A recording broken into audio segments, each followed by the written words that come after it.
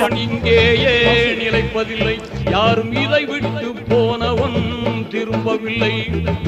மறுப்பவன் இதனை யாரும் இல்லை. மனதில் ஆசைகள் மட்டும் குறையவில்லை.